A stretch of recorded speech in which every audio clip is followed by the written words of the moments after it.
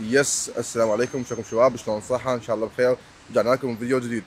اليوم بهذا الفيديو جايب لكم فكرة ارخص عدسة وافضل عدسة بنستعملها بالتصوير، وانصح كل واحد مبتدئ او مو مبتدئ يشتريها، اللي هي العدسة ال50.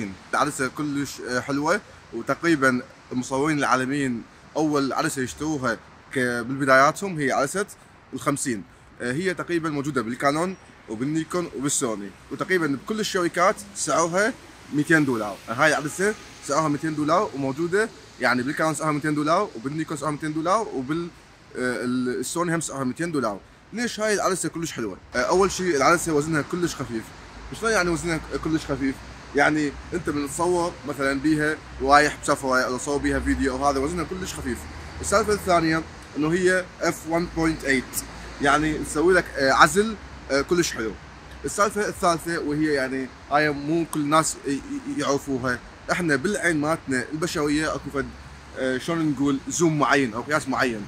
فشلون نقول بالتصوير اقرب عدسه للعين البشريه كقياس وكزاويه هي ال50. ليش؟ انه حسب اقوال العلماء انه الزاويه 58 ملي هي اقرب زاويه للعين البشريه.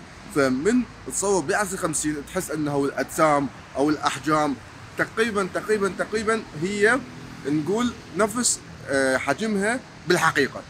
الفكره اتوقع واضحه. هاي العدسه من يكون حجمها 50 اكو بيها فائده، تقدر تسوي بيها البورتري اشخاص وعزلها كلش حلو، تقدر تسوي بيها بعض الفيديوهات بعزل كلش حلو، تقدر تسوي بيها ستريت فوتوغرافي. اللاندسكيب مو كلش، الا اذا تصور مثلا جبل بعيد تصير حلوه، يعني تصير صوره حلوه. الفكره وين؟ انه هي هاي العدسه تقريبا بالنص، لا هي الزوم كلش ولا هي الوايد كلش. وانا تقريبا اول عدسه اشتريتها بحياتي هي العدسه ال50، وانصح كل واحد يشتريها. انا هسه فد شويه راح اسوي لكم صور بيها، وراح اسوي لكم شويه قط سينمائيه على هاي العدسه، بس بدي احكي لكم عليها اكثر. الفكره وين؟ كل عدسه بيها محاسن وبيها مساوئ. النقاط سيئه، يعني مثلا شنو النقاط سيئه؟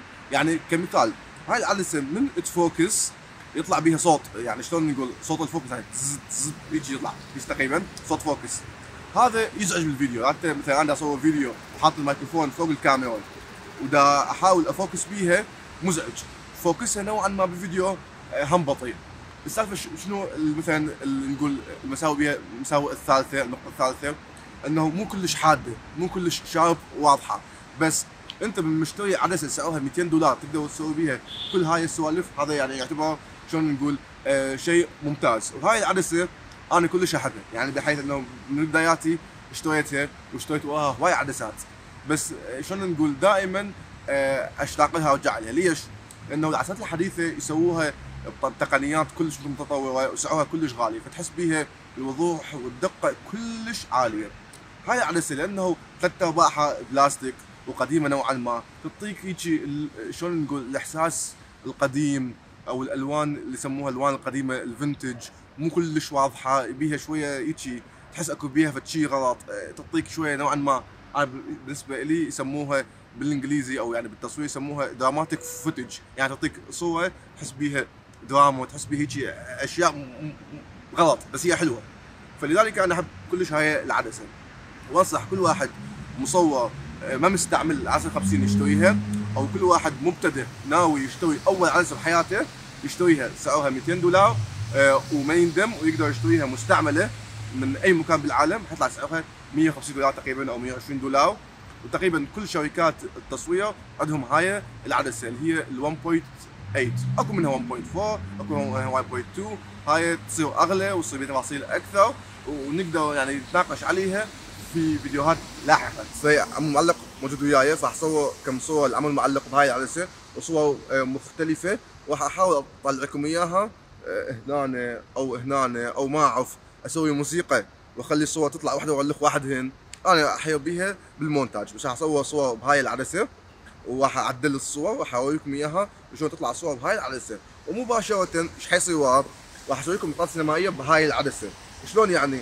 هاي قطعة سينمائية او هاي البيول ما راح اسوي بيها قصة واسوي بيها اختراع قوي جدا، بس راح شلون نقول انا واقف بهاي النقطة راح اتمشى شويه، راح احط لكم لقطات سينمائيه بهاي العدسه، راح اراويكم شلون شكلها يصير بالفيديو، اذا عمرو معلق يتمشى، اذا اكو اشجار، اذا اكو سيارات، اذا اكو سلو موشن شلون.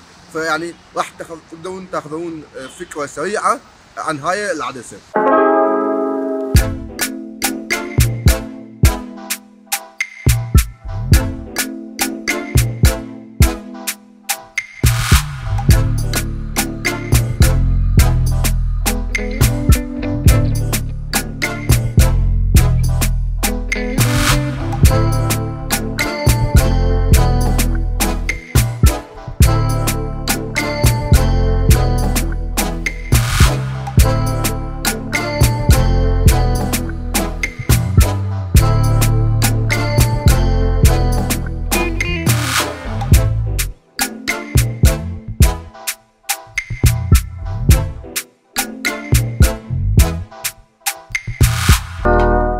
واتمنى انتم فهمتوا ليش انه كل مصور لازم يشتري هاي العدسه، وهي ارخص عدسه وفلوسها بيها.